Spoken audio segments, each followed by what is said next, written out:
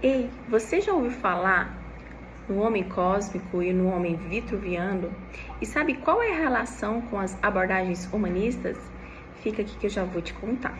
Então, o homem cósmico era da época da Idade Média, o trovadorismo, onde o homem estava no centro e ele era sustentado pelo universo, por um Deus e seus elementos, água, fogo, terra, ar.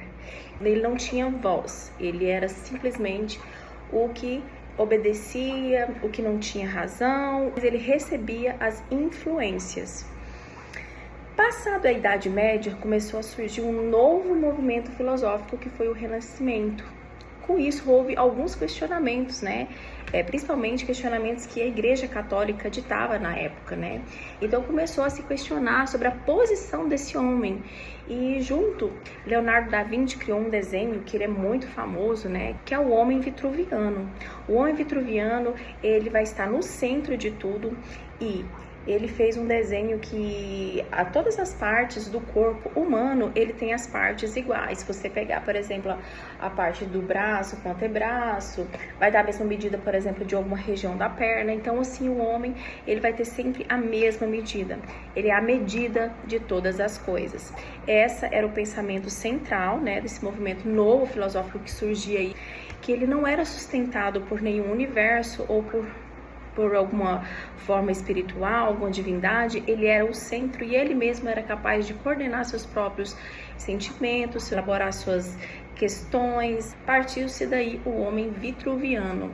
Junto com esse movimento filosófico, a psicologia humanista surge daí também, reforçando, dando ênfase que esse homem, ele é capaz, ele tem um potencial de escolha, de assumir suas próprias responsabilidades, ele tem a tendência de se motivar mesmo diante de perspectivas negativas. Então deu voz, deu racionalização para esse homem, poder, autonomia para que esse homem ele fosse visto mesmo como um homem no centro. E o que a gente traz hoje para a contemporaneidade, essa reflexão que eu falei que é interessante a gente fazer, é, por exemplo, o homem ele se destacou tanto no centro, esse homem vitruviano, que inclusive no desenho a gente pode observar que no meio do centro de tudo desse homem está o próprio umbigo. Meio que criou uma face narcísica de si mesmo, que ele não tá muito aí para o que os outros pensam, ele quer ter um status, ele quer ser visto, e o que o outro vê, ele quer se tornar. Então o homem passou a ser a sua própria divindade. A gente meio que trocou os deuses, né? O homem sobre todas as coisas, né? Então o homem, eu acho que se apoderou mesmo do seu próprio poder, seu potencial. O homem, ele é criativo, a gente pode observar isso bem da tecnologia. Por exemplo, inteligência artificial, que é uma descoberta, é uma criação incrível, né, desse século, né, a nova tendência. No entanto, é de uma magnitude a inteligência artificial, que o que acontece? Como o homem ele é tão potente, ele é tão criativo, que ele usa isso também para o mal. Então hoje a gente tem golpes, a gente tem muitas coisas ruins que se apossou da inteligência artificial, que foi feito para evolução, né, para facilitar o nosso dia a dia, né, inclusive mais segurança em alguns aspectos, né, mas não. O homem, ele não se limita só ao bem. Ai, gente, o que eu vou falar agora?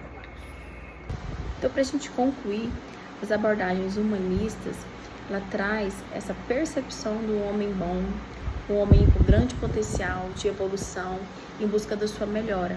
E essa reflexão que eu faço, esse homem ele é capaz, todos os seres humanos, todos nós temos a potencialidade de nos tornarmos do bem, fazer o bem, e não nos deixar modificar pelas perspectivas negativas, pelos acontecimentos, mesmo que trágicos.